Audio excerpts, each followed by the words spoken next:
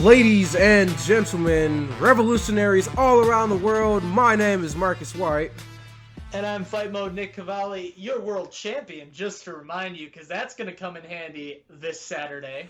And this is the Revolution Pro Wrestling Podcast, and you're watching the Wednesday Night Wars, episode number 19. Yes, and ladies and gentlemen, it is a fiesta tonight. A party, if you will. But we'll take some time to build to that. We'll go ahead and start off with WWE's NXT, which was, of course, live on the USA Network. Yes, so we kick things off on NXT with Karrion Kross and Scarlett. Again, I love this entrance. Oh, and pray. I just wish he wasn't doing the whole I take on jobbers thing every week. So yeah, well, that seems like it's coming to an end all too soon. And, of course, Scarlett Bordeaux, again, looking fantastic. And I like that you kind of dropped the weird lip-syncing thing that we were all kind of like, what are you doing? Like, now you're just doing the thing. And I'm like, okay, well, you know, at least it's a little less cringy. Yeah, Kross destroys this jobber, like, very easily. And then Yes, Gray. You got his name. I didn't even get I got his name, William Gray. Yes, but afterwards, Tommaso Ciampa comes out and just one word, special. That was the theme of the Ciampa promo there. Tommaso Ciampa, and you know, you got the special entrance. You get the special debut. You're special. That's what you are. In a locker room full of special guys, you stand out. I'm special too. My favorite part of this is as Ciampa is cutting this promo and walking towards the ring. He gets on the apron and Scarlett like offers him in. She's like, come on in. Like the water's fine. You want some of Karrion Kross? He's right here. I love that. And that's reminiscent of, and I hate the term, but ring valets of the past, which just meant female managers for the most part in the past. It's a very, very good callback to a day where the female manager was a huge part of WWE. Someone like Miss Elizabeth would do something similar to this. So this was actually a really cool callback for wrestling fans. I think my favorite thing is the parallel between what's happening here and what's happening in Dynamite at the same time. This is them talking about you're special, Karrion Kross, you're special, and Jon Moxley calling 10 Mr. Brody Lee's special little boy. I thought it was very, very funny that both of them were talking about special or chosen people at the exact same time to kick off a very brilliant show from both sides.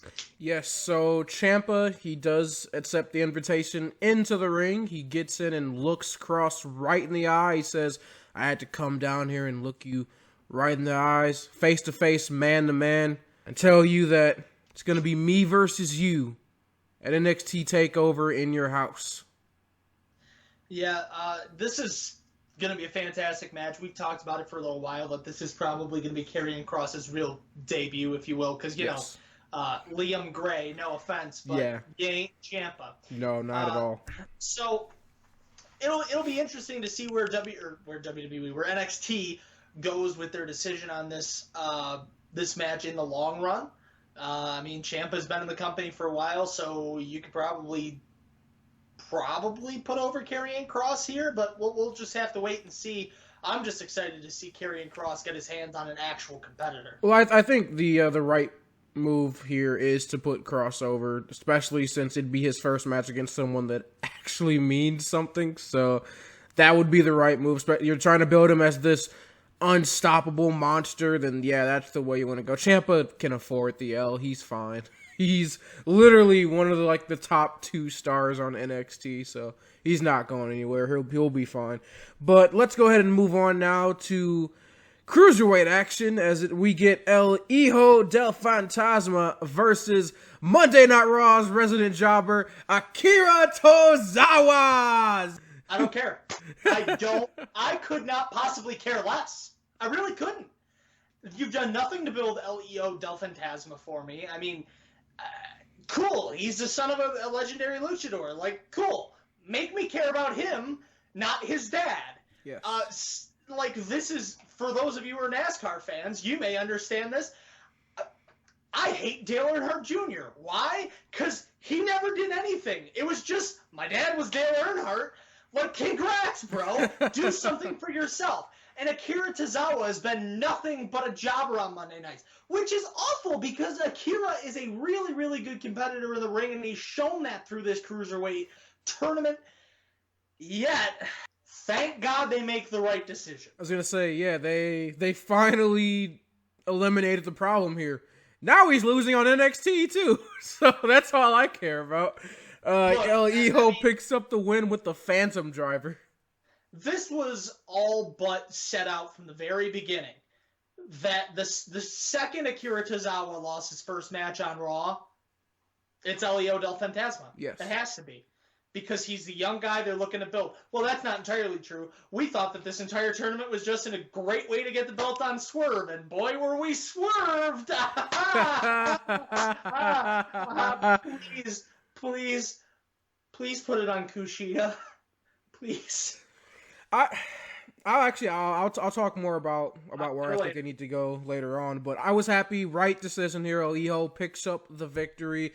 Kira is finally out of the running, so now El Hijo will be advancing on to the finals. After this, we get a promo from Timothy Thatcher, and he says he wants a rematch against Matt Riddle, but no cheap pinfall victory. No pins, either knockouts or tap outs, and you can pick the location, Riddle. It doesn't matter to me. So. Later, okay. Go ahead. When I saw this, I went, wow, this is just an MMA bout. That's great. Wouldn't it be great if they held it in an octagon? Yeah, and then later on, Matt Riddle responds in a promo, and I accept. And where should I have this match at? How about in a cage, bro? So, Matt Riddle versus Timothy Thatcher inside of a cage. They were booking it as a cage match, not steel cage. It just cage match.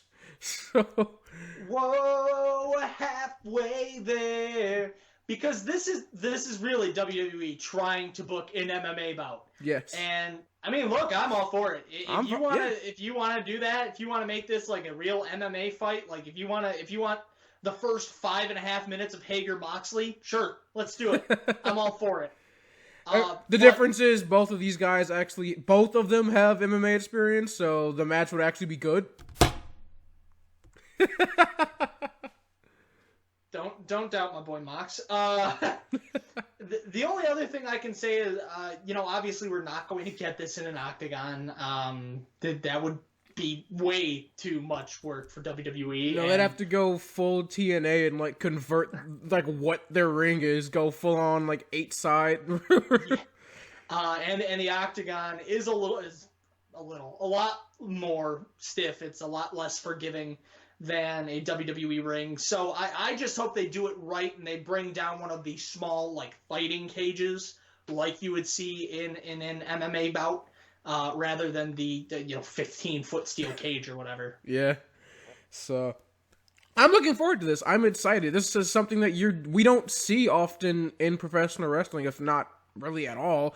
And the fact that WWE is willing to, try something new, give us different types of matches. I mean, we've been seeing this at main event pay-per-views with how they converted Money in the Bank. We saw it with the Boneyard match in Mania and the Firefly Funhouse. We've been seeing on the weekly shows a little bit more wrestling in our wrestling matches. It's been a lot more amateur-based. And even with the Riddle-Thatcher match last week, that was a very amateur wrestling style match. And now it looks like they're just going to go in the complete opposite direction and go full-on MMA. I'm down, man. I'm excited. That's going to be cool. Well, I mean, one of the MMA styles is am wrestling, and you see that from Jake Hager a lot. But to be perfectly honest with you, this is going to be great. I mean, I'm a little bit of an MMA fan. I'm starting to dip my toe into the world of non-scripted fighting. But this is going to be fantastic. A merge of the two worlds, if you will. Something that we're looking forward to, hopefully, with Bobby Lashley and Brock Lesnar down the line. Please. So, finally, after all this time of having Shotzi Blackheart on the NXT roster and not knowing what the F she's about, finally, we get a promo to give some clarification. So this is exactly what she needed. It's a promo package. She talks about how she's just like a tank, because just like tanks, she doesn't give a shit. And she's bad to the bone and indestructible. Talks about how her dad was a biker punk rock badass. And she shows us her tank. She said she calls it the Dirty Blonde. So, by the way, the whole time she's cutting this promo in this package, she's riding a flipping tank, like a real tank, not the little toy one she rides out to the ring in. We're talking about badass. So she stole Rusev's tank. So I thought that was cool. Yikes! I didn't even think about that. Aw. So Rip Rusev. Yeah, she's running over cars, and every time she runs over a car, she acknowledges another female competitor on NXT. And I thought this was cool. This is what was missing from Shotzi's character, was a little bit of backstory. Why should I care about this woman? What makes her tick? What's her motivation? Like, I get that they were trying to do this, like, oh, she's like the alternative person, whatever. But we needed to know more, and finally we have that delve into her personality. So I like this. This makes me care about Shotzi Blackheart a little bit more, and honestly, I thought the promo was very well done. So that's my opinion on this. I've seen worse. Look, it's going to take a lot more than just a promo package of a girl running over cars in a tank to get me excited about Shotzi Blackheart. But I do think it was a really cool way to introduce us to some of the more personal parts of her character. And that's something that wrestling fans like to bond with a lot. Characters who have a personal backstory to them. That's why people are so attached to guys like Cody Rhodes, because of the big backstory. So to get some of the backstory behind Shotzi Blackheart, it's definitely going to help some of us connect with her. People who've been in any type of situation like that, of course, saying I'm like a tank because I just don't give a shit. I mean, Honey Badger don't give a shit. I get it, hot, funny. But I think it's going to take a little bit more for me to get invested in Shotzi Blackheart. But she's improving. Well, I think I think with a character like this, though, this is really all you need, at least for me, because she's not going to be the super, in-depth character. I mean, she's your standard alternative, punk rock. She's like your Jeff Hardys of the world, your original CM Punks when he came out. She's that style of wrestler. So I think that's, to fit that persona, I think a promo like this does pretty much everything you needed to do. You're not going to get super in-depth and talk about the troubling times of Shotzi Blackheart and, and go super complex. And, she's actually this super, thoughtful person. No, she's a punk rock badass and she's here to kick some ass. That's all you really need to know. Yeah, I mean, to be fair, you see it in AEW with Darby Allin all the time. You don't see me questioning when he's just hanging out with his friends that are wearing face masks that he sets on fire and stuff. Exactly. Yeah. So you don't need super, and this doesn't need to be too complex. This doesn't need to be overly complicated. That's normally the problem with WWE stuff anyway, is that it is overly complex and they try to make it way more complicated than it needs to be. The fact that they're just kind of saying, "Hey, she likes tanks." That's all I need here. Rusev Fudria, Rusev Machka. Next, we got Mia Yim versus Santana Garrett, and I'm the HBIC. This was way better than I thought it was going to be. At least for the first couple minutes, it was. I was very impressed with Santana Garrett. What'd you think of her? In the ring, I think she's got the tools that she needs to to really improve. Although I don't like that she stole my girl Anna Jay's costume there with the top hat at the start of the show. I get it. Yeah. But no, all props actually to Santana Garrett. She makes her own ring gear.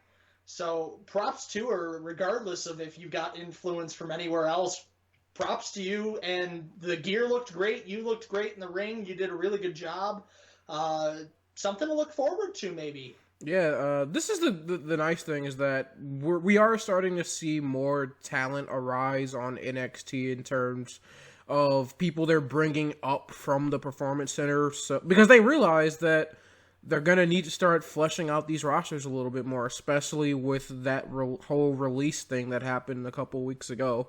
So you're gonna need to start adding more depth to your rosters, especially your women's division. So well, and with the news that we just got for the main roster that Ember Moon may not be returning, she may have to end her career due to the Achilles injury.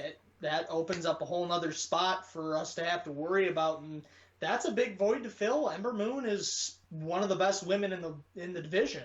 Yes, so I look forward to where Santana Garrett can go going forward, but not a lot here. She got a little bit offensive in the beginning, but this essentially is a squash match.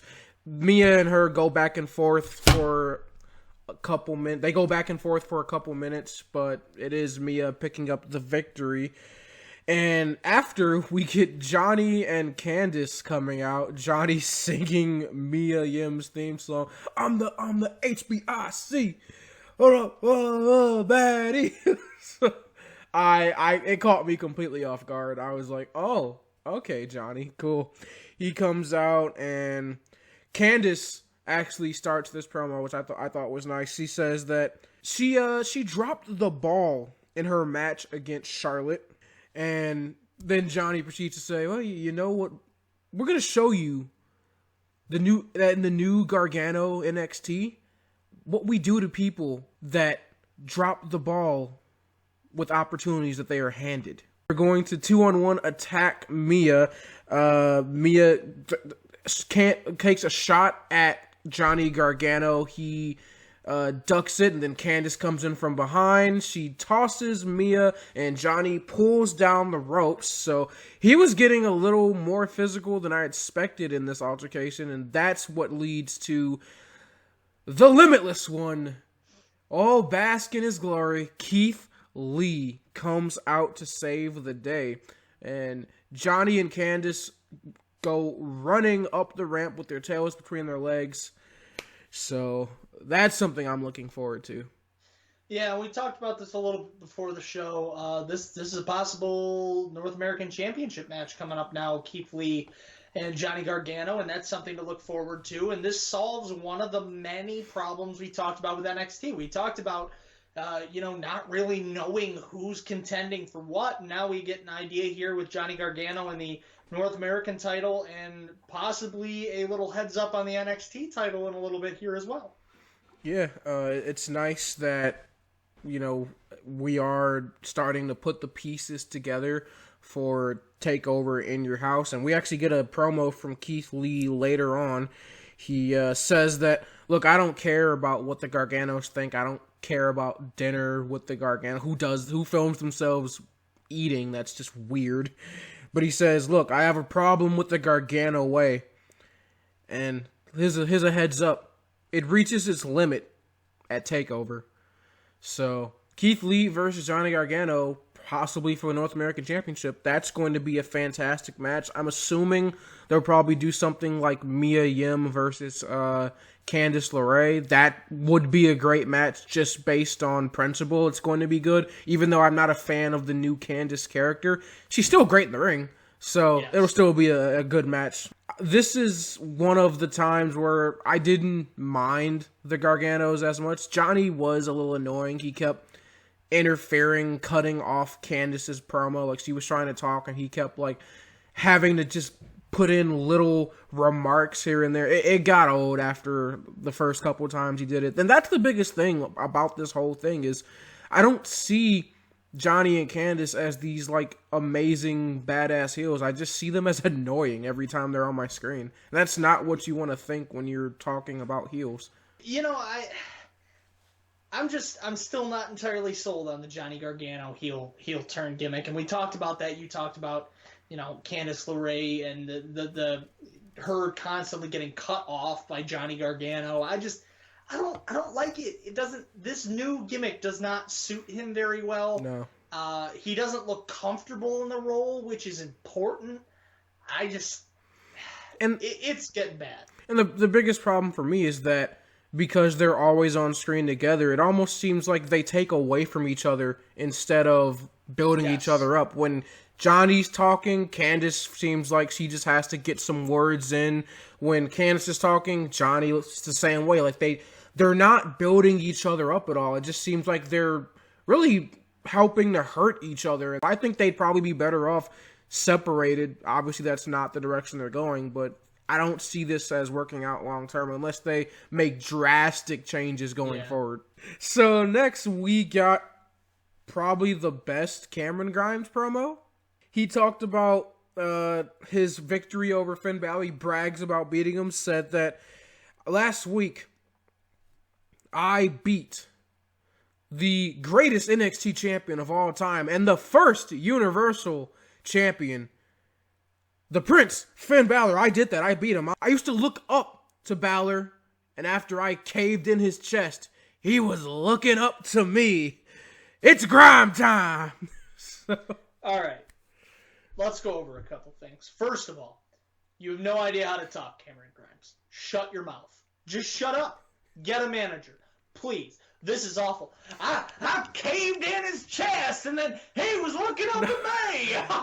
I didn't think it was bad. It's awful. I don't think it's bad. Awful. I don't see the problem with it. He has a southern accent. He leans heavily into it, and I don't see the issue with it. But you can't be a dastardly heel when you're giggling. Is he supposed to be a face? No, but he's not a dastardly heel. He's just a dick. Like he's not supposed to be evil. He's just supposed to be a shitty human being, and so that's just. Don't give me the fun play giggle. Give me what AJ Styles does. I'm gonna beat up John Cena. Well, no, it wasn't playful. It was I caved in his chest. He was looking up me like he's happy that it happened. I mean, that's the biggest win of Cameron Grimes' career. So of course he's gonna be happy about it. I don't have an issue with it. All right, so next we get an interview with Drake Maverick, and he talks about how, look, say what you want. I've heard all the cliches. Whatever you can say, whatever you want. I've heard them my whole life. Look, I'm not Bret Hart, okay? Like, in order to beat Kushida, you can either tap him out or you got to get the pinfall. I'm not Bret Hart here. So, clearly, my only option here is to get the pin. And I'm tired, okay? I'm tired of acting like I don't deserve to be here. I've got to win. That's my only option. I have to win this match. I have come around on this thing with Drake Maverick. At first I thought it was a little tasteless, and I think it's pretty obvious now that he's still a part of the roster on NXT. I mean, he's gotta be, right? I mean, hell, they're doing a whole mini documentary / interview thing with him that they released on YouTube about how he got released. So this has to be some type of angle. I don't know anywhere else this is going, but yeah, he has been working his ass off on NXT ever since this happened, and I love it. I think this is some of the best work Drake Maverick's done since being hired by WWE. I mean, it's not hard for this to be the best work he's done since he got to WWE. He was the general manager of the Cruiserweight division, a member of the 24/7 title picture, and got pinned at his own wedding. That all being said, I'm not sure. I'm still not sure if this is an angle or not, if this is a work or not. He recently just posted a workout video with EC3 which if he's in WWE, he probably would not be able to get away with that. I'm not sure. Like, the line is very blurred right now, which of course is great for wrestling, because for me, I'm sitting here going, what in the hell is happening? And the fact that they've let him go on this long, and we'll just go ahead and get into that. He has a match with Kushida, and this was probably one of the best matches on the night. Like, this was fantastic. The entire story was he gets his arm basically rendered useless by Kushida the entire match. He just keeps attacking it, and it's built around the fact that he's not going to give up. At one point, he just barely makes it to the rope in order to force Kushida to let up on a hold, and the referee looks, and even Kushida are both like, hey, look, man, you okay? Like, you know, the ref's like, dude, you just need to give up. Like, can you go on? And he's like, do not stop this match. Like, I'm fine. Do not stop this match. And Kushida, he doesn't want to hurt Drake Maverick. Like, he doesn't want to do serious damage, but he wants to win this match. So, just showing that fighting spirit, like, hey, look, I'm going to do whatever it takes. I'm willing to risk permanent injury to pick up a win here, because this is what this means to me. This is how important this is to me to stay in NXT and become Cruiserweight Champion. We then see what I thought was a fantastic ending. Kushida, we've seen him multiple weeks now pick up the win with that arm breaker, and Drake Maverick, in like the best way possible. Like, this, they couldn't have booked this better, because it does everything it needs to do. Kushida is clearly the better of the two, like, technical wise, but Drake Maverick just out-wrestled him there. Like, Kushida's got him locked in the arm breaker. Drake Maverick reverses it, rolls him up, gets his shoulders pinned, and is using the arm breaker that Kushida has locked in to lock Kushida's legs, and gets the pin. So Drake Maverick pinned Kushida, got the win over Kushida, and that causes a 3-way tie on that division. I think that's Division A for the Cruiserweight tournament. So now it's a 3-way tie between Kushida, Jake Atlas, and Drake Maverick, which we didn't think he was going to even make it this far in the tournament. No. Surprise, surprise. It's a 3-way tie. He's tied for first. By the way, Jake Atlas was sitting at ringside the whole time, like, cheering on Drake Maverick. And we actually get the announcement like that, that because it's a 3-way tie, there's going to be one more match in that division, and it's going to be a triple threat match between Jake Atlas, Kushida, and Drake Maverick to decide who goes on to the finals against El Hijo del Fantasma. So we're getting more Drake Maverick, and this is what I was talking about earlier when you were like, oh, I want Kushida to win. I don't know. I want this to be Drake Maverick. I think this is Drake's time. If you're going to do it at any time, and if this is a storyline, I think this is actually built for Drake to win the whole thing. Yeah, so I thought about that a lot last night, the possibility that this is a work, and with social media and news spreading the way that it does nowadays, if WWE wanted to do an angle like this, they would have to be convincing with it. They would have to have a very convincing video from Drake Maverick. They would have to have him act as though he's been released, hang out with a guy like EC3, start selling your own t-shirts on ProWrestlingTees.com. Yeah, you had the Spud 24/7 t-shirt that came out. So, I mean, look, if they pulled this off and this is all just a work, congratulations, WWE. You did a great job. You convinced all of us that Drake Maverick actually got released. And quite frankly, now I'm going to start questioning every time that you release somebody if it's a work or not, which is great.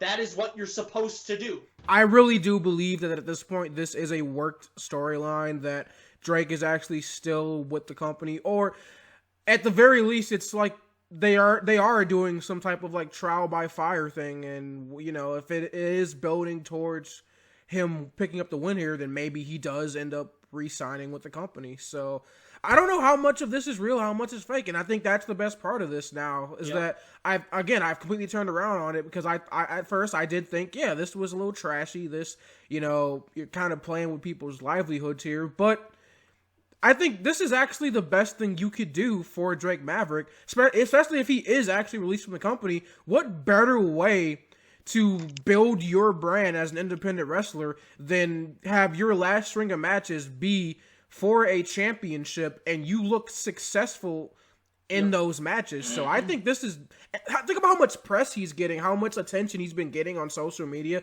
especially with that video they released on their YouTube. So this is nothing but positive for Drake Maverick. If he is released and this is his last string of matches, then I actually got to give credit to WWE here because they're sending him off and allowing him to go in a positive light here. Which is something WWE just does not do. Unless you're Dean Ambrose, like that's the only time, really, I can, at least in memory. They were just trying to milk the cash cow for another. We're gonna do one more run with the Shield. Yeah, I'm leaving, but we're gonna do one more run. We can sell so much merch. Yeah, that's the only the instance that comes to mind in recent memory where they were like, please don't go. Shield. So... Yeah, I mean, Vince even offered Moxley, or his real name John Good, talked about it with Jericho, that Vince offered him a 3-month contract. He said, do one more tour with us, and I'll give you, I think it was something just shy of $1 million to do 3 months. He's like, because the amount of money that I can make on a Shield tour, you'd be going overseas, you'd be doing the Australia thing, you'd be doing the UK tour as well, the European tour. So do 3 more months. The amount of money I will make off of you in 3 months, I can pay you almost $1 million. And he's like, no, I'm good. I'm gonna peace out now. Yep. But it'll be interesting to see the way that this works out. Regardless, but to be fair, Drake Maverick is a guy who's always accepted his role in WWE. He's always worked hard in whatever role he's been given. He's never questioned his storyline, even when they made him pee his own pants on TV. So maybe this is the right way for WWE to send a guy like that off. Whereas a guy like EC3, maybe behind the scenes, probably wasn't so happy with his role. Drake Maverick doesn't seem like the kind of guy to complain about his role. Kind of guy who would be there and just say, whatever you need me to do, I'll do it. 24/7 title. I'll be the manager of the AOP, whatever we need to do. So maybe that's just them saying, look, you've sacrificed a lot for us. Let's go ahead and send you out the right way, and let's build the brand of Rockstar Spud for you. We'll find out. We'll see. Only time will tell here. So let's go ahead and move on to one of the stranger but enjoyable segment of the night, and that was Roderick Strong versus Dexter Lumis. So as Roderick Strong is coming out of the ring, he's got his Undisputed Era buddies Adam Cole and Bobby Fish with him, and Adam Cole used this opportunity to plug himself. He points in the camera and says, maybe in the next couple weeks we're gonna do a celebration because it'll be 1 year since I won the NXT championship. So Adam Cole continuing to build his legacy on NXT. Not only is he now the longest reigning NXT champion, but he's coming up on a year. So congratulations to Adam Cole for that. The empty arena, having no fans in the crowd, really fits that Dexter Lumis entrance, that theme song that just kind of seems to drone on and on. It's a constant crescendo, it never goes anywhere. And it fits this whole gimmick perfectly. I'm really coming around on the Dexter Lumis character. I think for the first time in my life, I'm going to say this.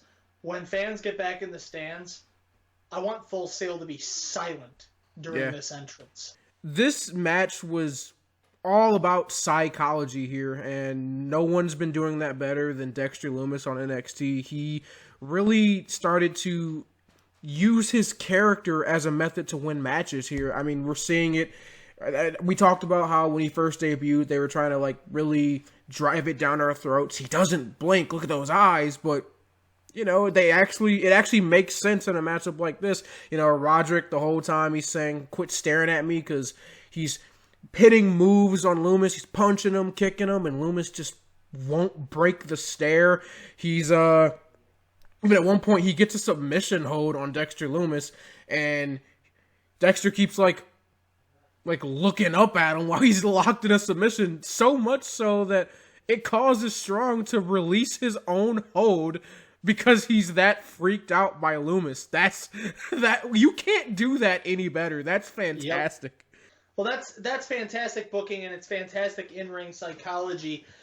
Dexter Lumis is a guy who, again, he debuted about the same time as Shotzi Blackheart, a little bit after Shotzi, and while both of them have not impressed me to the fullest, Dexter Lumis has really done a lot to earn my respect. This guy has really improved in the ring, and if you talk about in-ring psychology, which is one of my favorite things that a wrestler can bring to the table, he is one of the tops in the industry right now, so I'm extremely, extremely excited to see this man get the opportunity going forward, and it looks like he may be getting a big one. Yeah, I've never had an issue with Lumis in terms of what he did in the ring. It was just more of like, what is he? So at least now we're getting that fleshed out a little bit more. Surprisingly, he does not pick up the win here. Roderick Strong actually wins with a pin counter. I thought that was kind of interesting. He just barely gets away with the win, but he pays for it. It almost looks like with his life, as Lumis after the match sinks in a submission on him and will not let it go. The Undisputed Era, Adam Cole and Bobby Fish actually come out and they start punching him and kicking him in the face, and he's just got it cinched in. He's like staring like he won't release it at all. Nothing they do is even causing him to flinch. And Velveteen Dream, he's back. He comes out to help Dexter Lumis. It looks like they are continuing with that angle of Dream being a thorn in the side of the UE. He attacks Roderick Strong and Adam Cole, and excuse me, not Roderick Strong, Bobby Fish and Adam Cole, and he throws Adam Cole over the barricade, and then he goes to the top rope and hits a purple Rainmaker to the outside, which, again, not having any fans or anything, you heard the impact. My God, please be okay. Both of you be okay, please. So that was a little brutal. But yeah, the entire time Lumis is still holding Roderick Strong in that submission. I think he's dead at this point. And he's like petting his deceased head. So that was amazing. I love that. Yeah, that was a really good segment. I'm really excited to see what this leads to, but I'm still saying it, man. He's going to be the next one to get an NXT title shot. I think at this point, you're probably right. They might be going forward with Dexter Lumis in the title picture. And I, honestly, if there continues to be stuff like that, I'm okay with it. Yeah, I'm fine. So, after this, we see one of those cringy attack segments again. Kira Tozawa's hanging out by El Hijo Fantasma's car, and he gets attacked by those masked men, and Iho comes out from his car and saves Tozawa. They scramble away, vamonos, vamonos, and they escape. So, is this ever going to lead to anything? No. At this, by the way, the fact that Iho's the only one that's managed to fight these guys off every single time. He's in the car as this is happening. He's watching it happen, then finally he gets out to save Akira. It's all Iho's people. It is. It's his guys. It has to be. Like, he's the only one, like, first of all, he's wearing a mask. He gets, like, they're all wearing, like, I'm just putting two and two together, man. Like, it's his people. It's gotta be, man. Right? It's gotta be. At least if it does get revealed to be Iho, then at least it'll make me care about Iho, maybe, finally. So. Probably, I hope. Kinda, sort of. I mean, it did wonders for Evil Uno, so. But after that attack, we get Oney Lorcan and Danny Burch versus Ever Rise. Look, in the ring wise, it's never bad when you have Oney Lorcan and Danny Burch, and Ever Rise are technically sound in the ring. So it was it's not that the match was bad. Just you've got a team in Oney Lorcan and Danny Burch who have just been kind of floating around. They pick up some wins here or there, and I get you have to flesh out your tag team division. So I get it. This is okay in terms of moving toward the future and, you know, developing your division a little bit more. So it's not that I dislike this. It's one of those things I just don't really, as of right now, it's of really no extreme importance. So I look at it from the perspective that Ever Rise and Oni Lorcan and Danny Burch are both work rate style tag teams. Yes. And they work rate style tag teams are best when they're in longer matches, and to see such a short match where one team really dominated all the offense, like that doesn't suit what either of these teams is good at. No. So that was just difficult to get me to care about the match. And yeah, I mean, you're right. Oni and Burch won this one pretty handedly. They both sink in the submissions. Oni with the single leg and Burch with the cross face, so they pick up the submission victory there. Next, we get Damian Priest, and he cuts a promo here, and he talks about why he attacked Finn Balor. He says, look, the key to infamy is multiple targets. Now, obviously, I want a championship. I want my name to live forever, but Balor coming back to NXT made him a prime target. I'm going to fight Balor at TakeOver, and after I'm done, Finn Balor's name will turn to ash, and mine, well, you know, it's going to live forever. Sorry, that wasn't deep enough. And mine, well, you know, it's going to live forever. No, I thought this was really good work from Damian Priest. I'm excited to see this matchup at TakeOver as well. So, you know, now that we're building towards a pay-per-view, there's a lot more going on. There's a lot more to build towards. So I'm really excited to see where this feud goes in the next 2 weeks. Yes. And finally, wrapping up NXT, we get the main event, and that is the Genius of the Sky, Io Shirai, versus former NXT Women's Champion Rhea Ripley in her first match back on NXT since WrestleMania. Rhea Ripley gets the Jinder Mahal entrance, does she? And the former NXT Women's Champion. Yeah.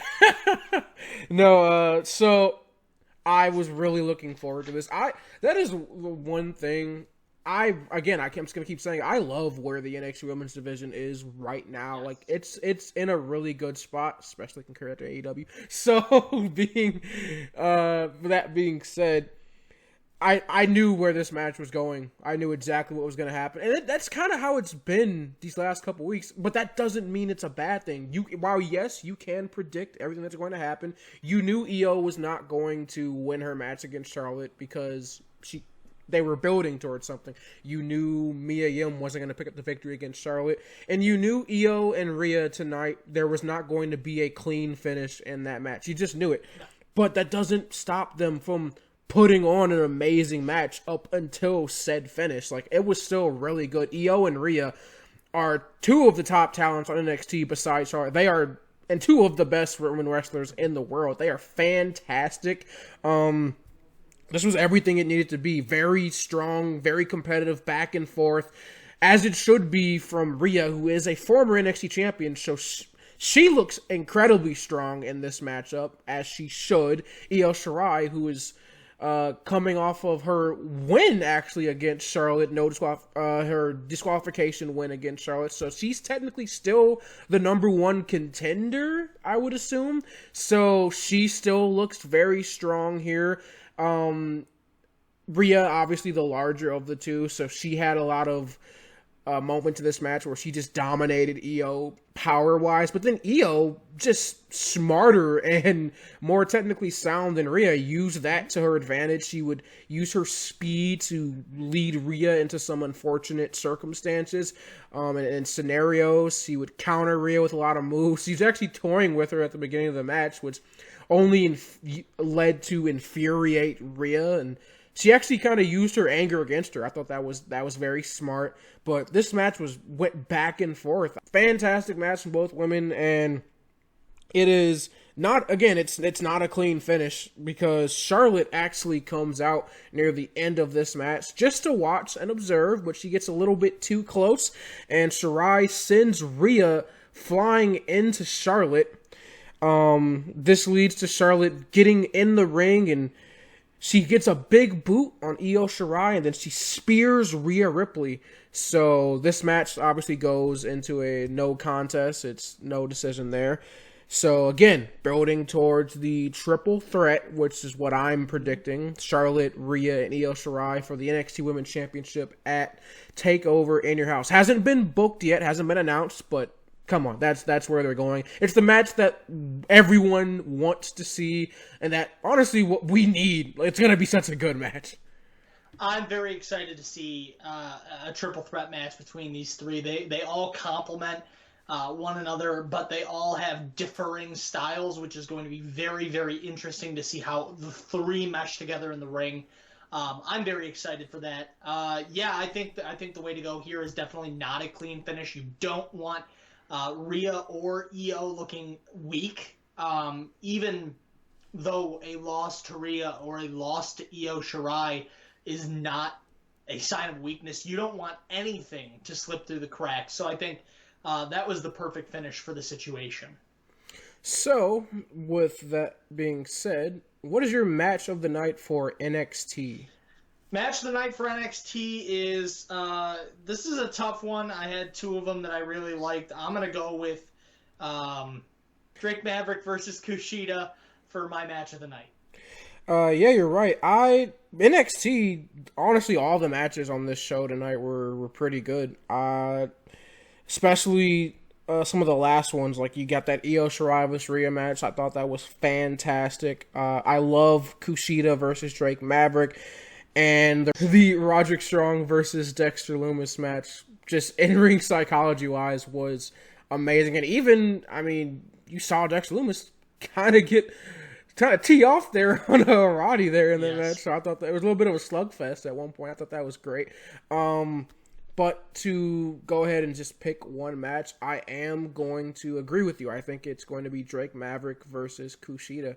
I thought that was a fantastic story that they told. I'm loving everything they're doing with this angle because it does blur the lines and crossover between reality and fiction. So I'm enjoying that storyline a lot. And even still, what they did in the ring with that never say die attitude from Drake, just not giving up, willing to risk everything to achieve his goal of staying in WWE and winning the Cruiserweight Championship. That's a great story. It's an easy one to tell, but they're booking it to perfection. So I think this is great. Just don't mess this up.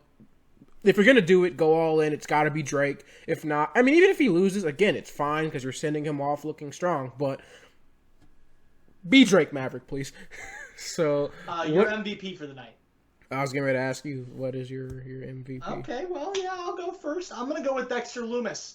I was really impressed with him in his matchup tonight. The in-ring psychology was fantastic from Dexter, and his his work outside of the ring after the match, if you will, that was just fantastic. So that's the kind of character development, character build that I'm looking for. Definitely Dexter Lumis for the night. I would have to agree. The only other person I could have given a MVP to would have been Drake Maverick, but yeah, I think Dexter Lumis. Which I never thought I'd be giving an MVP to Dexter Lumis. At least not this, not this soon. But no, I thought his match was great, and what he did after, really building up that character. And we actually talked about this pre-recording, was something that kind of dawned on me. I don't know why it took me this long to figure it out, is the comparisons between the Dexter Lumis character on NXT and the Dexter character we saw on TV. And no, I'm not talking about Dexter's Laboratory. I'm talking about the psychopathic murderer Dexter, that TV series. I don't remember what channel it was on. I believe it was HBO, but yeah, the comparisons there, I mean, they both kind of look similar in what they wear. Obviously, he's got the black gloves. And Dexter, the character on TV, his whole gimmick, his whole identity was he would kill people that were bad guys, that were criminals. He would only murder people that he felt deserved it.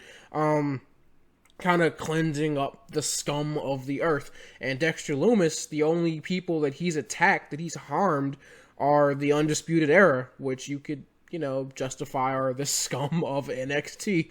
So very similar in that regard. Again, they look similar in their attire, so you put two and two together.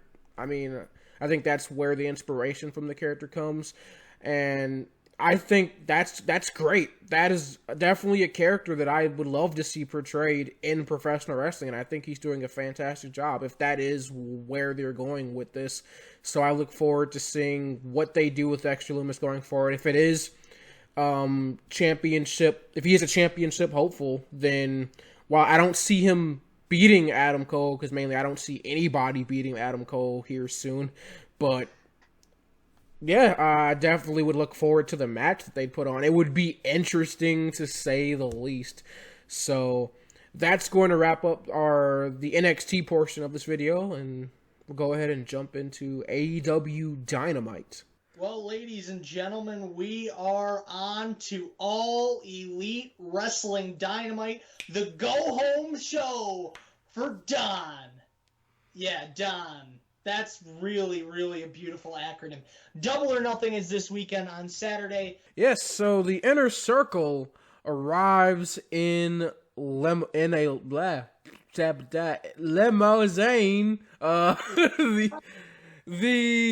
The Inner Circle, the world's most dangerous circle, arrives in a limousine. The circle that is internal. Yes, and they get out. Chris Jericho talks to a reporter. He says, "You thought what I did to Vanguard 1 was bad? Thought what we did to Vanguard 1 was bad last week? Wait till you see what we do to the Elite. What we do to the Elite tonight will be much worse." The guy asks, "Well, what are you gonna do?" "It's a surprise."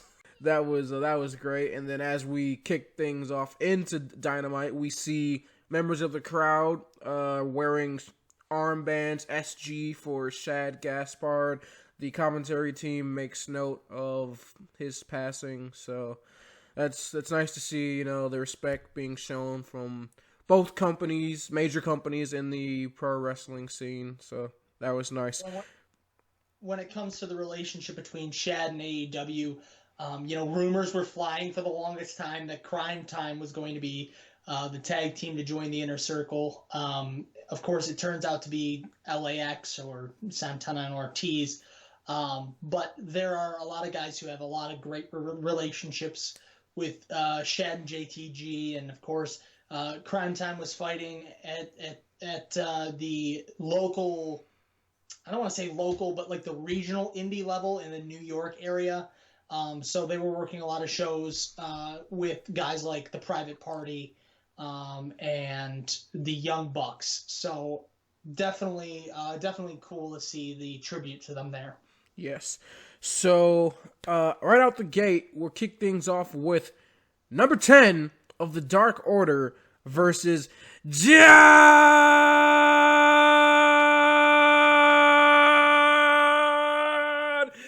Moxley. And Brody Lee has something, Mr. Brody Lee, has something important that he wants to say.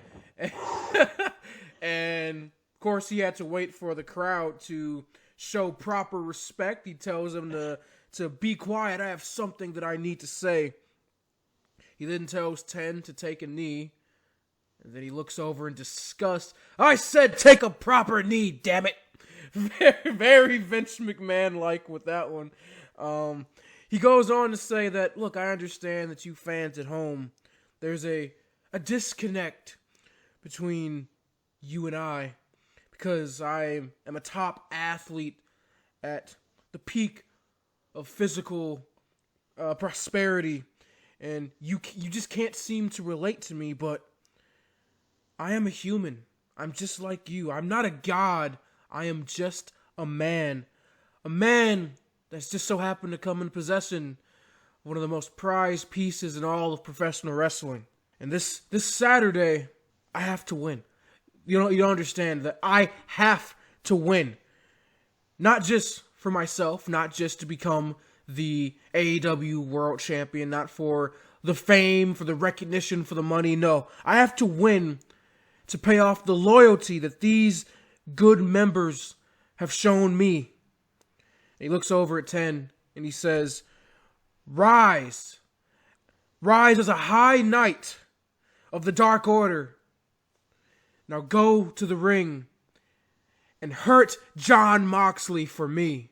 This is so cool. And the whole time Tony Schiavone's talking about an interview that he did with Brody Lee about the Dark Order, and he used the word cult in the interview, and Brody Lee got very, very upset.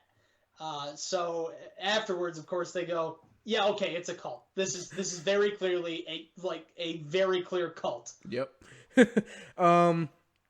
After we get Jon Moxley coming out looking angrier than ever, and props to 10 in this match. He looked all right. He didn't get much offense in, but you know, the little he did, he looked all right. But this was an ass kicking from Moxley all day. He hits a paradigm shift on 10, does not cover, just sits there focused.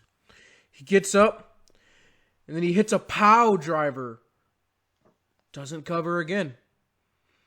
And then finally, after pacing around the ring, picks up 10, hits him with one of those elevated paradigm shifts, drops him right on the crown of his head. Finally, pins 10 for the 1, 2, 3. So Jon Moxley has picked up the victory over Dark Order's rising star. And then after it goes a little bit further, we get the Moxley that I was hoping for last week. He grabs 2 steel chairs, throws them into the ring. He grabs the mic from Dasha, and he gets in the ring and he goes, "All right, Mr. Brody Lee, I thought, you to come out here to the defense of your special little boy by this point, but I guess that's not the case. So let me put it to you this way. You got 10 seconds to come out here and give me my title back, or I'm going to break his arm. 10, 9, 8, 7, and Brody Lee appears on the screen. Mr. Moxley, if you wanted your title back, all you had to do was ask. But now, seeing as you've made things personal, I'm going to make sure that things are extremely personal for the two of us on Saturday. I'm no longer just fighting for this championship. I'm fighting for our honor. But you know what? I don't think I'll be coming to the ring. Quite frankly, I think it's time for us to leave." He honors the sacrifice of 10, walks away. Jon Moxley goes, "Well, all right." Takes a steel chair, cracks it over the steel chair that is wrapped around the arm of 10, effectively, kayfabe, breaking 10's arm. Says, "See you Saturday." Yeah, yikes. This is Mox. This is the Mox that everyone wants.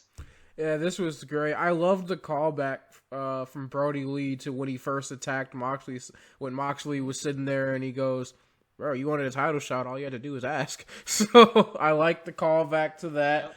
But I also love, Brody Lee's like, sacrifices have to be made for the greater good, showing that he just does not care about his members of the Dark Order. Not a single iota of an F given for these people's lives. And Moxley just going, "Cool, okay." So Moxley showing the badass that he is. I don't care. Yep, Moxley being the badass as he is. And again, props to 10. He's a big boy, but obviously not as skilled, doesn't have the experience of a Jon Moxley, a multiple-time world champion. So I don't know what you're talking about. He's only ever won one world title. Oh, we're going full WWE now? But yeah, so I liked that. I really enjoyed that. And yeah, again, this is what I thought we needed from Mox last week. So I'm glad we got it right on the Go Home show before Double or Nothing.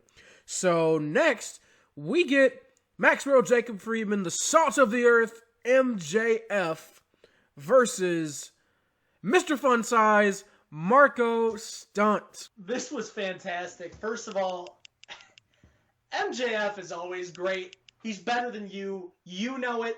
I know it. We all know it. He's better than everyone. totally understandable. Greatest guy in the biz. But this was everything it needed to be and more. This match was fantastic. It was brutal. It was MJF humiliating and picking apart Marco Stunt. Marco getting some good offense in at the end too. Pretty much signing MJF to just beat the living hell out of him, put him down. This was MJF just bullying Marco Stunt for the most part. I mean, you saw schoolyard tactics. Why you hitting yourself, like using Marco's own fist to punch himself. He takes Marco's finger, puts it up his nose, and then makes him eat his own booger. Like a lot of like just, bully schoolyard tactics, but it works. It was effective. It makes you feel sorry for Marco. And when he starts, getting his little comeback sequence, it's effective. It gets you to want to be behind Marco Stunt. And this is the type of stuff you need to do with someone like Marco. I mean, I don't want to see Marco versus Lance Archer. I never wanted to see that. But I can see Marco versus MJF. Hell, if you booked it correctly, I could see Marco beating MJF. Like, It's not out of the realm of possibility. Marco can be a great competitor on AEW. That was never my issue with him competing against Lance Archer. It was more the fact that it's freaking Lance Archer. Like, you're not gonna get a good match out of Lance Archer versus Marco Stunt. Because if you're doing the whole, well, he's a bully storyline, well, no shit, but Lance Archer bullies everybody. It doesn't make it a difference because the guy's small. That doesn't change anything. Meanwhile, Lance Archer would be bullying Luke Gallows. Exactly. Meanwhile, Sex Ferguson. Sorry. Meanwhile, when it's someone like MJF, and it's like, MJF, he's a dick. So you get what you get, right? So I loved this. I thought this was great. This is the capacity that I think Marco Stunt works the best in. And again, I see him going on, and he puts on good matches. So if booked correctly, this is definitely a match that he could have won. Obviously not right now because MJF is he's on a hot streak, and he's one of the hottest rising stars that Dynamite has, so obviously he's not losing for quite a while. And MJF wins with a Salt of the Earth arm breaker, and then after he cuts a promo, he stands in the ring and he says, "Everybody, congratulations to Marco for lasting longer than anybody could have ever imagined. And I have a gift for you, Marco. I have a gift. See, I wish I could get one of my broads here to come and give you a kiss, but we all know that nobody would ever kiss you. But I'll do you one better. Marco, for your performance in this match against Salt of the Earth, you get to kiss the ring." And then he punches Marco Stunt in the face, and that causes Jungle Boy and Luchasaurus to appear. They come out. We get the stare down of stare downs, Luchasaurus versus Wardlow, and he had JR on commentary. Please. I'd watch that. Yes, I would too, JR. I believe his exact words were, "I'd like to see some Luchasaurus versus Wardlow stuff," and my mind went, aha! Yes, absolutely. So they have a little stare down. As they're transitioning into the next segment, MJF is walking up the ramp, and he turns around and sees Wardlow having the stare down with Luchasaurus, and he starts freaking out. He's like, Wardlow, get here now! Stop! Bad! Bad! So, little seeds planted for potential Wardlow turn on MJF down the line, because obviously the biggest thing I always think about when I see MJF and Wardlow is that Wardlow's a monster, and at any point, if you wanted to, could just kill MJF. So you might want to watch your tone with Mr. Wardlow there, Max. Mr. Mayhem is not exactly somebody to be demanded around. No. So let's go to the next segment, which was all types of wacky and ridiculous. And that was the face-off between Jake the Snake Roberts and Arn Anderson. Alright, right, so look, I didn't hate this segment, and a lot of people have had a lot of really split opinions on this. There have been some really strong opinions that this is the comeback of the manager in wrestling. This is the most beautiful use of managers. I'm in that camp. And it is a great thing for the business. And I agree that this is a really great return to the old managerial style. This reminds you of Bobby the Brain Heenan and the Mouth of the South and guys like that. And that is what you need in wrestling. That is a dying art form. It's beautiful. There are also some people who said that both of these guys are a little bit out of practice, a little bit out of their realm, and should shut their mouths. Now, look, there were a couple things that both of these guys said that I just kind of went, huh? Like when they were cutting each other off constantly. But of course, I talked about this with you. It wasn't very scripted, which is beautiful in wrestling, really, to allow these guys to go out there and just talk. So while it was a little bit jumbled at times, this was great. The stare down, the conversation, Jake Roberts pulling the word bimbo out of the 1970s, 80s, excuse me, I don't know, I wasn't alive. But just the continued back and forth banter between two guys that we never got to see go in the ring.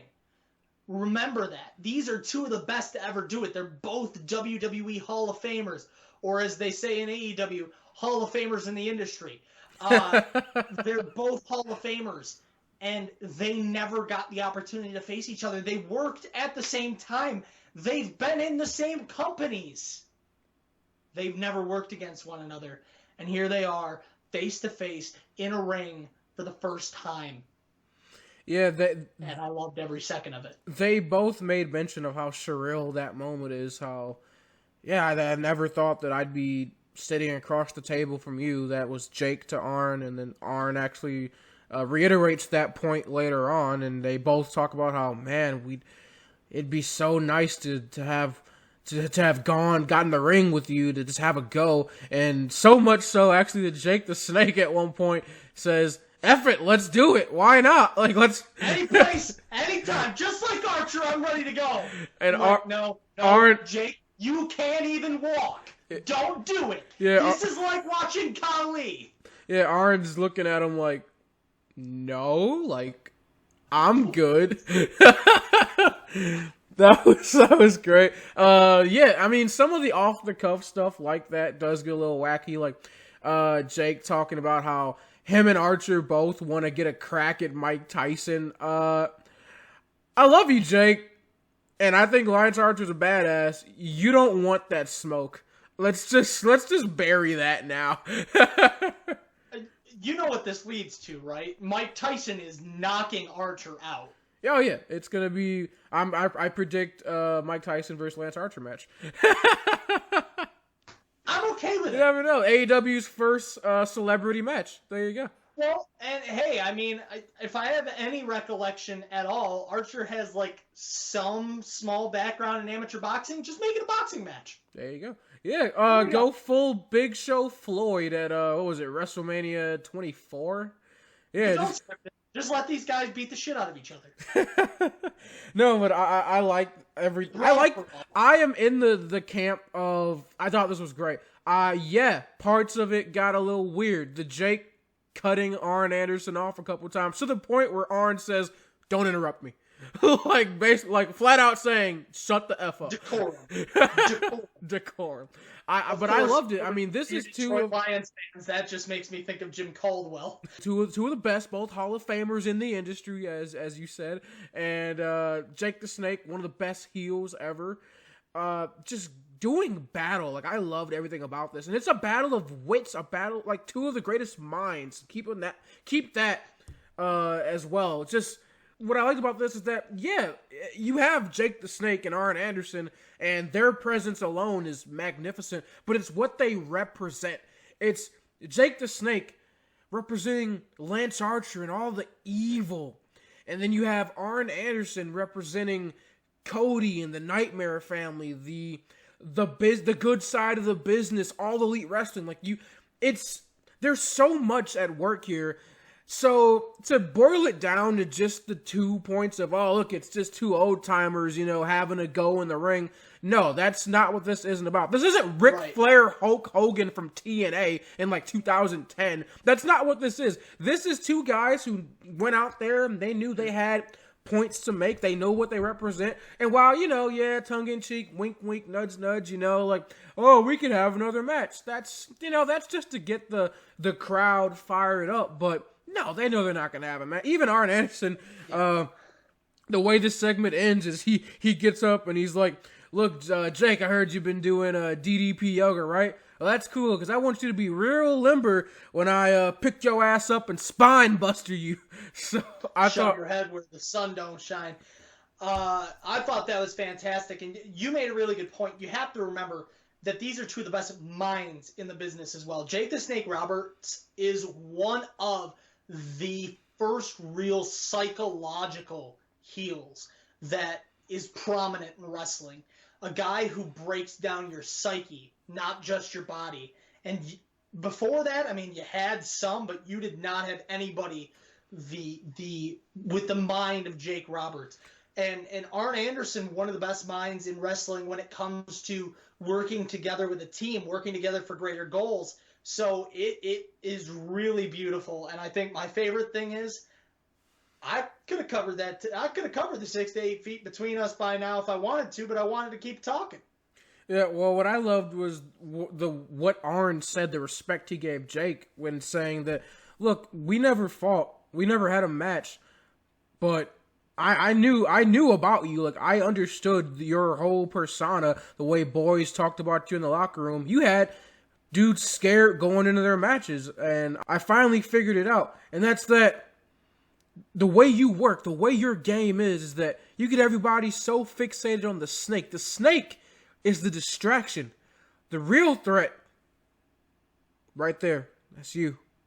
So you guarantee he's been talking to Cody, and that's the mindset going into this, is that don't buy into the mind games, the stuff talking about Brandy, the snake, all that stuff. That's a distraction. Don't worry about Jake on the outside of the ring. Don't worry about anything. Worry only about Archer. And that is because Jake Roberts is going to bring the mind games. Yes. So I love this. I don't get the criticism at all. I think it was fun. Great. Yeah. My favorite part is definitely when Jake the Snake Roberts flipped the table, shoved the ref out of the ring, and was ready to have a go at Arn Anderson. And Arn was like, I'm good. You see how fast those referees sprinted out there? Yeah. They're like, okay, nope, that's enough. This wasn't planned. This wasn't scripted. Oh, yeah, I thought that was fantastic. So next we get a promo package for Darby Allin.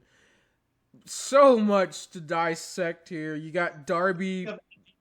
You got Darby playing a poker game, climbing a ladder while being set on fire. Like there's so much happening in this. It's all of the edginess. His friends are all wearing cutout masks of people that he's in the match with. My favorite being the Colt Cabana mask that is just.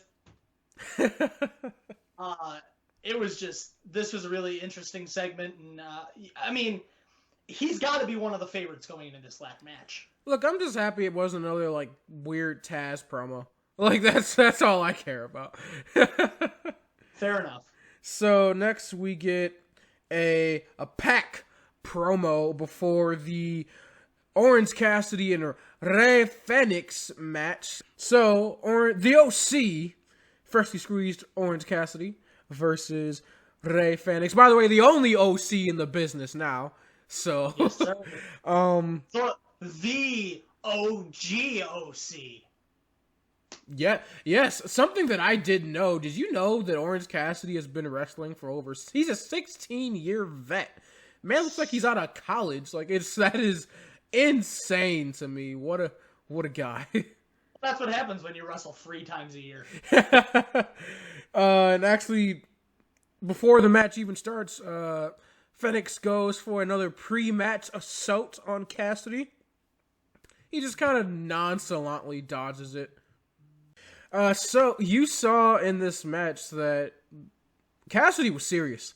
Like he was this was probably the most serious. No, this was the most serious I've ever seen Orange Cassidy in a wrestling match in AEW. This is great. I love when he's actually taking matches seriously. Fantastic wrestler. He knows what he's doing. Is it bad that I think he's one of the best wrestlers in the business? He's fantastic. He's amazing. Like, I want to see him go against Kenny now. Can I have that, please? I mean, what my favorite parts was just JR's like shocked little remarks throughout the match. He's like, I didn't know this about Orange. I didn't know he could do this. I mean, at some point in his career, he had to have had an amateur background. I'm shocked, ladies and gentlemen. Like he's so caught off guard by it, as we all were. This is amazing. I love this. Him and Ray Phoenix had a back and forth great match. Like this just went back and forth.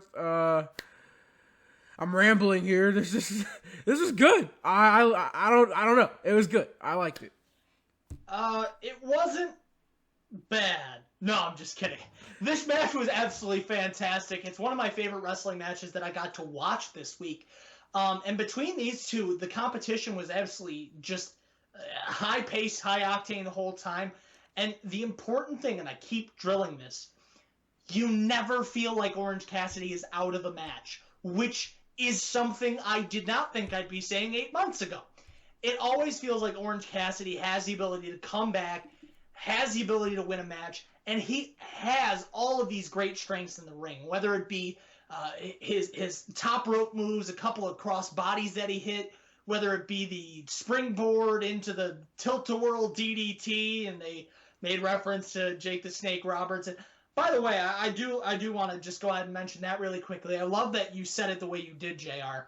Jake the Snake used to put people away with the DDT, but rather than putting down the move, you put up the competitor. You said nobody else is able to put somebody away with the DDT. That's how you know that Jake did it right. So that was really cool. Props to you, because that really brings into effect things like the Bailey to Belly. As much as we like to sit here and giggle about it, yes, it's important to remember that it's who does it, that they execute it correctly. But this match was absolutely fan-freaking-tastic.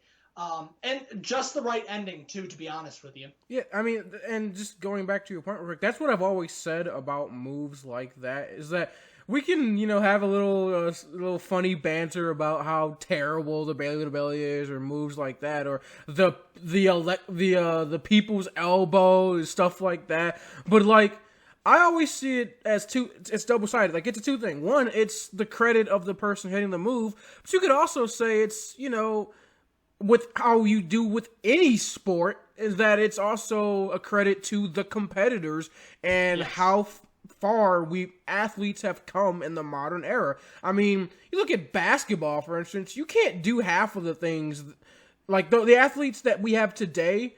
People back then couldn't do half the stuff that they do nowadays. They don't look the same. They don't jump as high. They don't run as fast. Same thing for football. And my God, it's so in professional wrestling, the things that athletes do today. I mean, the 720 spiral tornado. Yeah. Like, I can go on. It's ridiculous, the things that guys do nowadays. My dad used to watch wrestling back in the day, so I talked to him a little bit about this, and he said, guys, he was talking to me. He said, guys like Drake Maverick, they never made it back then. And it's not because they don't have talent. It's because you're not big enough. Yeah. You're too flashy. So it's important to remember that this sport has come a long way, and that it is kind of a double-edged sword with some of those more obscure moves. However, you're still not going to convince me that anybody is going to put away a match with the people's elbow. That's just me. Yeah, I never got that. But we do get the best Superman punch in the business from Orange Cassidy. This man has no shame. In fact, I'm waiting on his finisher to be a diving Superman punch or something like that. Let's do it. Make it a diving Superman punch. But this match was fantastic. It had the right amount of WWE ladder match flair, where Kip Sabian comes out toting a ladder, sits atop it, and the match breaks down. Cassidy gets rolled up after a low blow. I wish Cassidy had won this one. Rey Fenix doesn't need the win. He doesn't. Like, he's fine. His stock isn't gonna get hurt losing to Orange Cassidy, and especially in a match like this. I get it. You want to keep him looking strong. I mean, but Orange Cassidy, he's a competitor in this match as well. So I guess you look at it as, well, at least he looks strong going into it. But I definitely think they could have given the win to Cassidy. I get why they didn't, but I would have loved to have seen him pick up a win. And hopefully soon we do see the OC pick up a W on Dynamite. I'd love to see that. I'm scared that they're going to have him win this ladder match. Like, the names that pop into my head when I see who's in the match, I'm like, Scorpio it's either Sky? going to be... I'm thinking either him, Darby Allin, or Orange Cassidy. But then you can't discount guys like Colt Cabana, who's an all-time great in the indie scene. You can't discount guys like Kip Sabian, who's an up-and-comer, or whoever the 9th contestant is that we don't know, that it's probably a former WWE guy. It's probably EC3. Look. Or Matt Cardona, a.k.a. Zack Ryder. Look, Colt Cabana and Kip Sabian... They are to this match what, like, Chris Jericho and, like, MVP, not, like, like, MVP or, like, used to be to the Money in the Bank match back in, like, when they used to throw it in WrestleMania. Like, that's not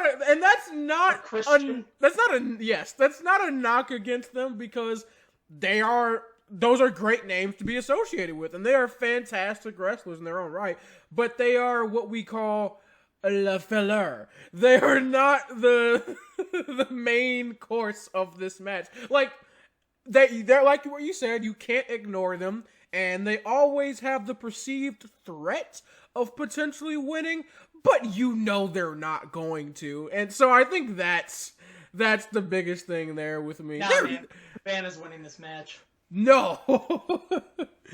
You'll lose your ever-loving mind if Colt Cabana wins. I want my $50 back. Yeah, I think it's got to be one of the 3 younger guys. Well, I say younger, but Orange Cassidy's been in the business forever. So I think it's going to have to be Sky, Allen, or Orange Cassidy here, unless...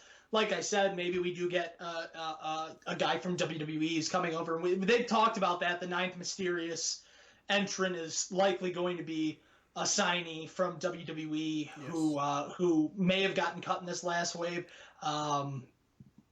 Unfortunately, Drake Maverick's contract isn't up. Otherwise, it could have been Rockstar Spud, right? So something I want to talk about real quick is, obviously, you mentioned the shenanigans from Kip Sabian, and then that actually leads to a breakdown after the match.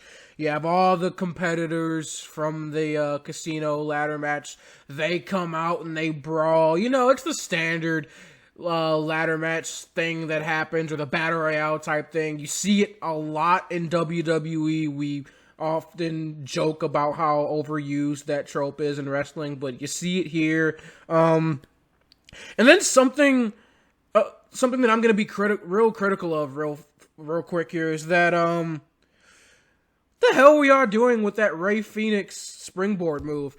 Rey Fenix goes up and he attempts, one of those, like, springboard, the standard thing that happens in one of these brawls. Take out all the competitors on the outside. It happens time and time again. But it's like no one was prepared for it, or like no one looked up, or no one like attempted to catch this man. Like, his legs hit them. Rey Fenix just bounced off the floor. Like, he went full on splat on the ground, so much so that medical personnel has to come out, and he's taken out of the remainder of that segment. Like, he's out. He may be injured for the match going into Saturday. Like, this is how important this is. You can't mess this up. You can't.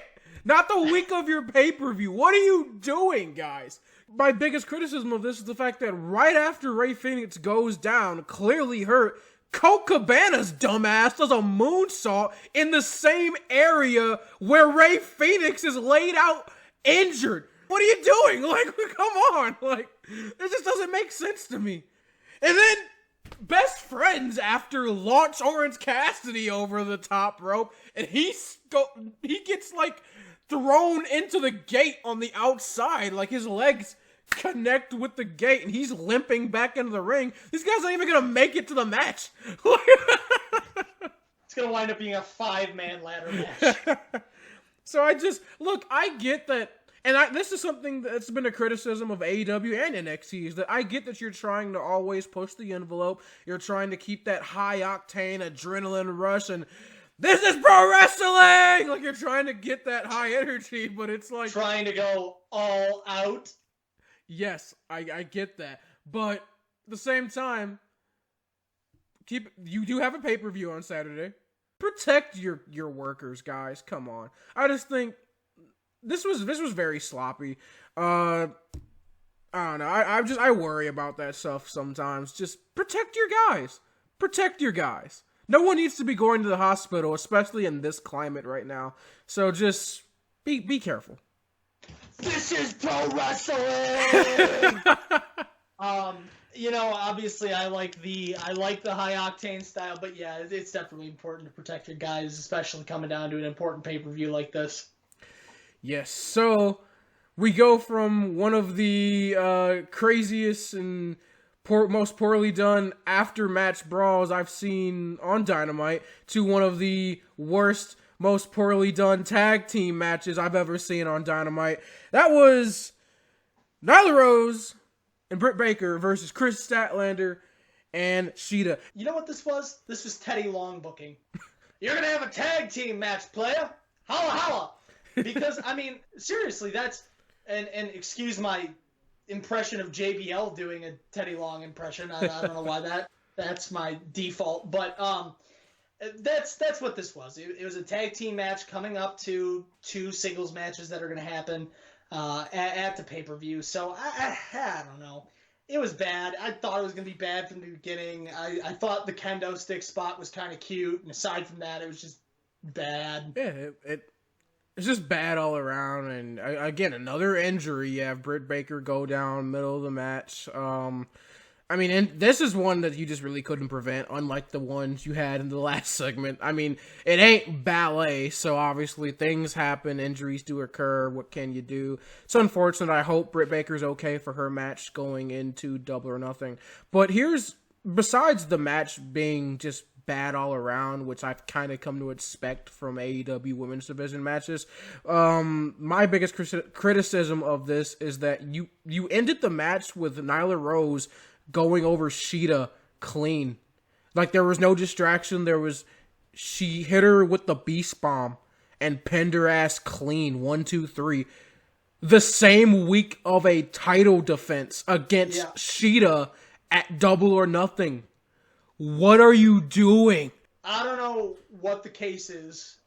If they had to improvise a finish or not, if maybe that's what happened and the team that was supposed to win was going to be Nyla and Britt Baker. I don't know what happened.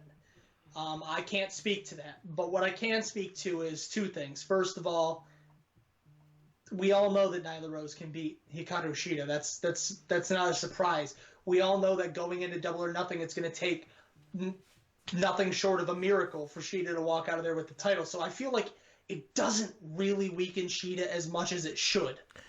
Was it the right decision? Gosh, no. But I don't see it as big of a problem as it probably should be. It's just, you shouldn't, if the whole justification for just kind of brushing off the number 1 contender losing cleanly to the champion the week of a pay-per-view is that, the number 1 contender isn't that strong going into the match anyway, she shouldn't be the number 1 contender.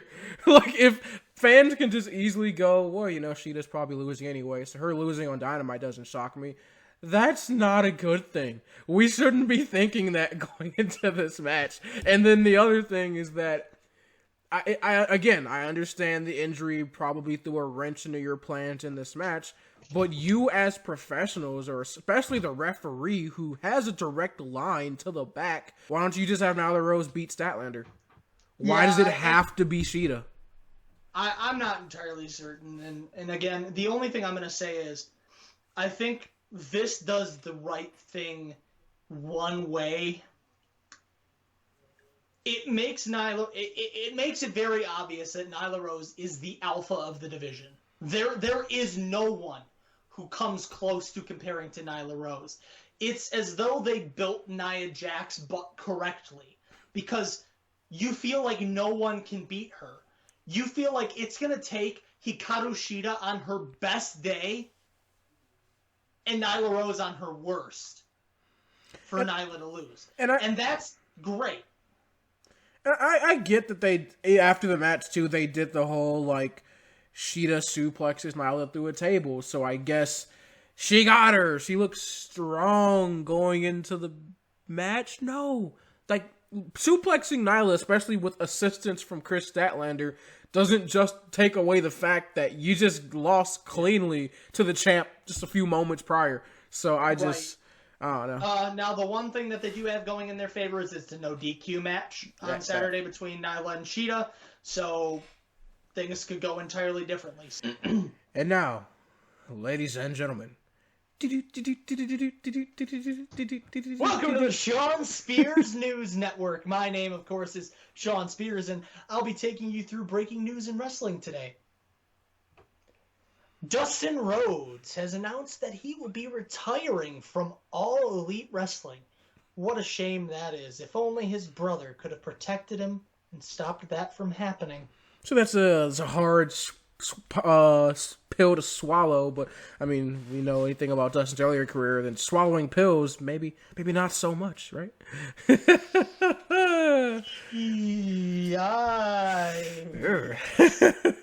Just to break the segment down, Spears talks shit about Dustin, talks shit about Cody, says that Cody doesn't care about Dustin, and then books a match. Yeah, he goes in the business for himself, says, you know, why don't I have a match Double or Nothing? I don't understand this. You know what? I'm going to go in the business for myself. I'm going to challenge Dustin Rhodes. That's what I'm going to do. Dustin Rhodes, I challenge you to a match at Double or Nothing. I did it. There it is. And you know what? Now, because it's out there, the fans want it, I want it, you want it, we all want it, so it's going to have to happen. They're going to have to book it, they're going to have to promote it, because I want it, and they want it, and we all want it. And then, literally right after, you have JR and Shivani talking, just like, you know what, why not? So, Dustin Rhodes versus... Yes, at Double or Nothing.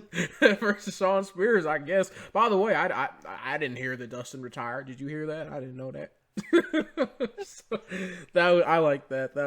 That's the type of humor that I love to see from AEW. It's always fantastic. And Sean Spears is amazing. He is perfection.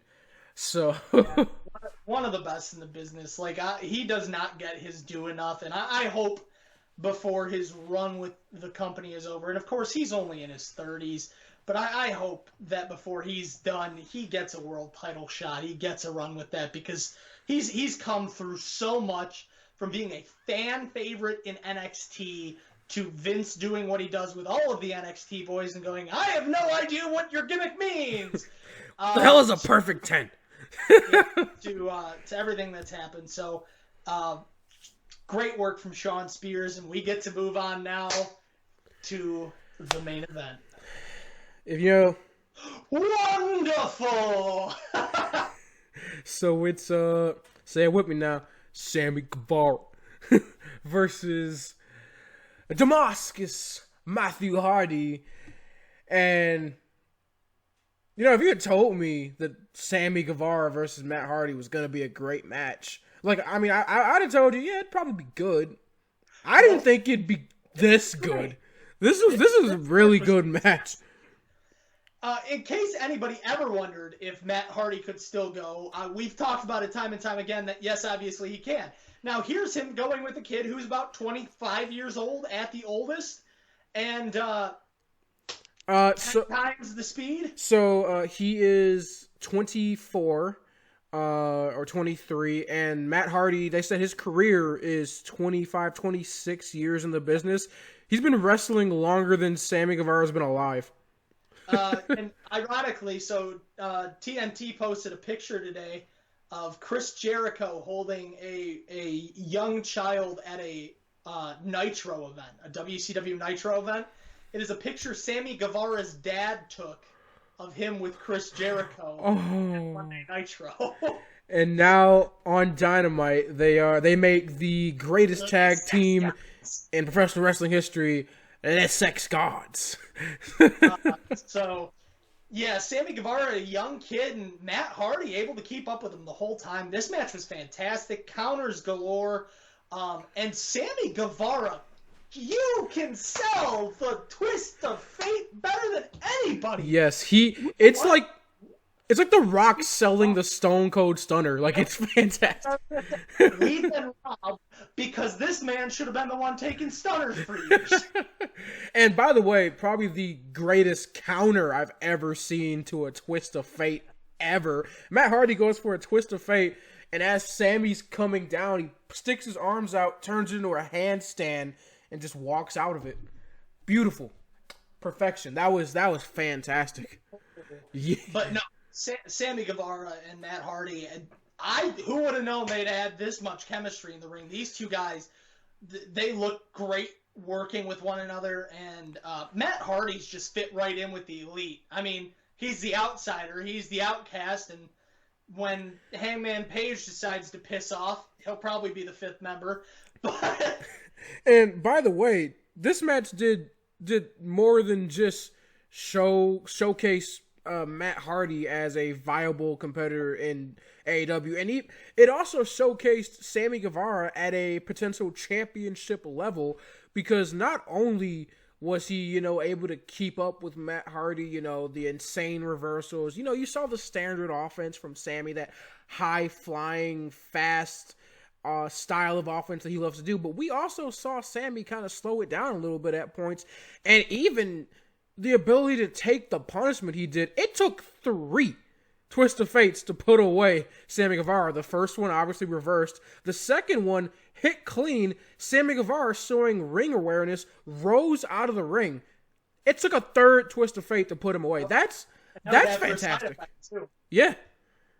This kid is, again, we talk about guys who are the future of the business, and right now there's probably 4 names, and they're Darby Allin, Jungle Boy, MJF, and Sammy Guevara. By the way, I was wrong. Actually, there were actually 4 Twist of Fates, including the one that he reversed out of, because he kicked out of one as well. He kicked out. Yes. So, yeah.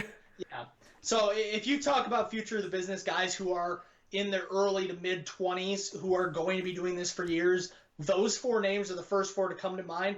They're all in the same company. Oh, yeah. I mean, I've been saying it since we started reviewing AEW. I love Sammy Guevara. Dude's amazing. He is fantastic. I knew it when I first saw him at the first AEW event. I went, that kid's a star. Like, he is going to be huge he's going to be huge in the business going forward. The thing is, Chris Jericho knew it as soon as he got there. They talk about the formation of the Inner Circle, and while Hager was kind of chucked in, Jericho had mentioned that he wanted Hager, and Santana and Ortiz were kind of chucked in. He had mentioned that he'd be interested in working with those guys. He came into the locker room. He said, I want him. Yep. I want Sammy Guevara. Now he's a member. And now he's 1/5 of the most dangerous circle in professional wrestling. So, after the match, obviously, Matt Hardy picks up the win here with the fourth and final Twist of Fate. After which, Hardy's not done. He goes to the outside of the ring, grabs a steel chair, and he's about to go to work on Sammy Guevara. But then the rest of the Inner Circle appear up on the monitor, and they say they have Kenny Omega at the arena. There was the TIAA bank? TIAA bank field. We can only assume, they said, we have Kenny Omega. Yes. They didn't talk to the audio. Yes, the audio was having a little bit of difficulties. All we heard at the end was, this is what we're going to do to Kenny. They end up, they hit him with the bat, with the baseball bat. Yes, so Hardy goes. Franklin? Yes, it is named Franklin, I believe. So obviously Matt Hardy goes to the aid of his new best friend, Kenny Omega. But then, before he's able to get there, we have 2 shadowy figures that appear. It's the return of the Super Kick Party. The Young Bucks return. They are back on Dynamite ahead of their match at Double or Nothing. And JR had been making mention of this all night. He was, especially in the match with Matt Hardy and Sammy, he goes, look, I mean, we know Matt Hardy's there. We know Kenny's there, but we haven't seen the rest of the Elite. Young Bucks have, been doing their thing in Cali, and we haven't seen... Sure. And we haven't seen the Hangman in literally months now. So... What's up? Like, is the Elite even going to be a thing in this match? And yeah, we see the Young Bucks appear and they do their thing, but then emerging from the darkness like a hero, Hangman Page sprints 50 yards, 100-yard dash. On Jake Hager. The fastest 40 in the NFL combine. Yeah, Hangman comes out of the tunnel where the team would come out of at the 50. Yes. Sprints around the logo and then straight up the field, 50, maybe 60 yards because the end zone, clothesline to Hager, clothesline to Jericho, and the Elite stands together. Wonderful! Yeah, you see the Elite, the name appear up on the scoreboards in the stadium. Painted as well. Yep. And they're all standing together. The Young Bucks with their pose, Kenny posing, Matt Hardy, delete. And then there's Hangman just walks away. Yeah, just walking back to the back. So obviously Hangman and the Elite still have a little bit of problems. They're still not 100% on the same page. So will that come into play for their match on Saturday? Probably. We'll probably see a little bit of that, but I don't know. I'm excited. I've been excited for this match for months now. Obviously, we were supposed to get it a little while back, but obviously that shall not be named. Put a little bit of a pause on that. So I'm happy that we're getting a match with the Elite versus the Circle that is internal at Double or Nothing. So I'm excited for that. I know you are, and I can't wait. We can't wait. As you said, we are going to be reviewing that, so make sure you stay tuned for that. My match of the night is going to be one Damascus versus Sammy Guevara, the Spanish God. Lord knows I never thought I'd be saying this in my lifetime. My match of the night is Ray Phoenix and Orange Cassidy. Close second for me. Yes. That match was fantastic, and again, I give high props to Matt Hardy and Sammy Guevara, but that match was so high-paced. Yes, both matches were great. That was a close second for me, but I had to give it up to Sammy and Matthew Hardy. Who is your MVP? This is a tough one, because this episode of Dynamite was really, really fantastic from top to bottom. And you could give it to any number of guys, but honestly, I'm going to have to go with Jon Moxley. The attack on 10, breaking his freaking arm, and the interaction with Mr. Brody Lee leading up to their championship bout. Jon Moxley has got to be my MVP tonight. The part of me wants to give it to Sammy Guevara, because bias reasons. I love Sammy. I think he's amazing, but the way he performed tonight, and he's so entertaining. Orange Cassidy, you are my MVP for this episode of Dynamite. Man, you just got it. When you know what you want, when you just see it all over him, that dude has it. So Orange Cassidy, MVP. Whatever it is, he's got it. Yes. So show of the night for you. So originally, this was a little bit easier than before we started to break down the show. I was heavily leaning towards Dynamite originally because of I thought that the show overall did a better job of keeping important details in the forefront of your mind throughout the entire show, but that's obviously due to the fact that they have a pay-per-view on Saturday, so obviously this is the go-home show, so that would have something to do with that. But this actually is a closer call than I thought, and while I am going to give NXT a little bit more credit than I thought it originally deserved, my show of the week is still going to be AEW Dynamite. It's the go-home show. Typically, the go-home shows for NXT and Dynamite are normally the ones that take the cake because, they're throwing everything in the kitchen sink, trying to get you to buy in for the pay-per-view at the weekend, and it's going to pretty much stay status quo for me. Dynamite takes the cake here pretty easily.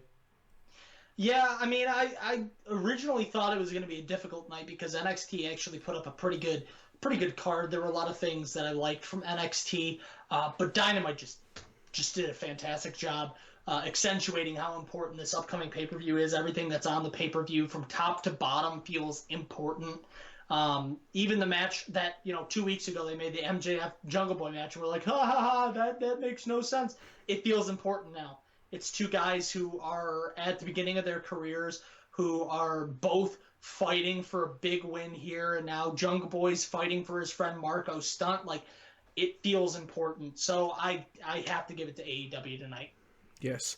So, as we mentioned earlier, we are going to be watching Double or Nothing this Saturday, and then we will be posting the review sometime on Sunday, so make sure you stay tuned for that. And how would you know when that video is coming up? Well, it's quite simple. You're either going to be, following us in all of our social medias, whether it be Facebook, Twitter, or Instagram, or you're going to be subscribed with notifications on to this channel. Which you probably should just do both because it's the obvious answer to this solution. Wait, no, hold on. You should probably do both. No, do both right now. Right now. Pause this video, subscribe, and then go follow us on all of the social media links below. And look, obviously you like pro wrestling. We like pro wrestling. We're talking about pro wrestling. You like us talking about pro wrestling. But for some reason, you're not hitting the like button to these videos. I don't get it. There's a disconnect there. And I get, obviously, because we are one of the hottest pro wrestling podcasts in the industry. So there's a little bit of a disconnect there. But, we're not gods. We're humans, just like you. We are just men.